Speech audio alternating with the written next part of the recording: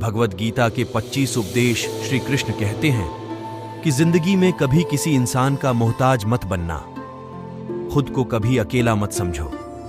कितना भी मुश्किल बुरा वक्त हो, कभी हिम्मत मत हारना, सब ठीक हो जाएगा। अगर कोई आपके साथ धोखा या छल करे तो उससे खुद को दुखी करना छोड़ दो। अपने गुजरे हुए कल को भूल जाओ। प्रेम उसी से करो जो उसके लायक हो। रिश्तेदार हमसे कभी खुश नहीं हो सकते। आज के कलयुग में बहुत ज्यादा अच्छे मत बनो। जहां आपके लिए प्रेम और कदर नहीं, वहां कभी मत जाओ। कभी भी अपने धन पद और बल का अभिमान नहीं करना चाहिए। जो दूसरों के साथ छल करता है उसका अंत बहुत बुरा होता है। शकुनी और दुर्योधन का छल। जो इंसान आपको बार बार चोट पहुंचाए उसे कभी माफ नहीं करना चाहिए। अपनी खुशी और अपना दुख हर किसी के आगे जाहिर नहीं करना चाहिए। आपकी खुशी पे लोग अपनी नजर लगा देते हैं और आपके दुख में लोग आपकी हंसी उड़ाने लगते हैं। आप चाहे कितने भी अच्छे हो, लेकिन अगर बुरे लोगों के साथ रहोगे तो आपका भी वही हाल होगा जो बुरे लोगों का होता है। मूर्ख और दुष्ट लोगों को कभी ज्ञान नहीं देना चाहिए। किसी से भी हद से ज्यादा लगाव मत रखो। क्रोध मनुष्य का सर्वनाश कर देता है। मन को शांत रखना सीखो। आंखों से सच दिखने वाली बात पर भी एकदम जल्दी भरोसा ना करें। लोगों में सहारा ढूंढना छोड़ दो। ज्यादा मीठे बोलने वालों और ज्यादा तारीफ करने वालों से सावधान रहो।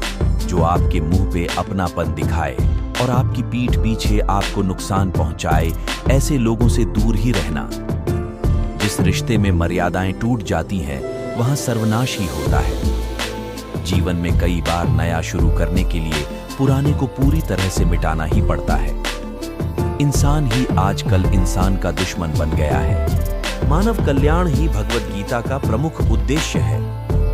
इसलिए मनुष्य को अपने कर्तव्यों का पालन करते समय मानव कल्याण को प्राथमिकता देना चाहिए। इतिहास कहता है कि कल सुख था, विज्ञान कहता है कि कल सुख होगा, लेकिन धर्म कहता है कि अगर मन सच्चा और दिल अच्छा हो तो हर रोज सुख होगा।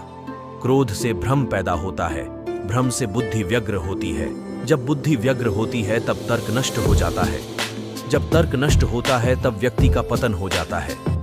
अपने आप को ईश्वर के प्रति समर्पित कर दो, यही सबसे बड़ा सहारा है। जो कोई भी इस सहारे को पहचान गया है वह डर, चिंता और दुखों से आजाद रहता है। मनुष्य को अपने कर्मों के संभावित परिणामों से प्राप्त होने वाली विजय या पराजय, लाभ या हानि, प्रसन्नता या दुख इत्यादि के बारे में सोचकर चिंता से ग्रसित नहीं होना चाहिए। तुम क्यों व्यर्थ में चिंता करते हो? तुम क्यों भयभीत होते हो? कौन तुम्हें मार सकता है? आत्मा न कभी जन्म लेती है और न ही इसे कोई मार सकता है। यही जीवन का अंतिम सत्य है। जिसने मन को जीत लिया है उसने पहले ही परमात्मा को प्राप्त कर लिया है, क्योंकि उसने शांति प्राप्त कर ली है। ऐसे मनुष्य के लिए सुख दुख, सर्दी गर्मी और मान अपमान एक से है। श्रेष्ठ पुरुष को सदैव अपने पद और गरिमा के अनुरूप कार्य करने चाहिए, क्योंकि श्रेष्ठ पुरुष जैसा व्यवहार करेंगे तो इन्हीं आदर्शों के अनुरूप सामान्य पुरुष भी वैसा ही व्यवहार करेंगे। जिसने मन को जीत लिया है उसने पहले ही परमात्मा को प्राप्त कर लिया है, क्योंकि उसने शांति प्राप्त कर ली है।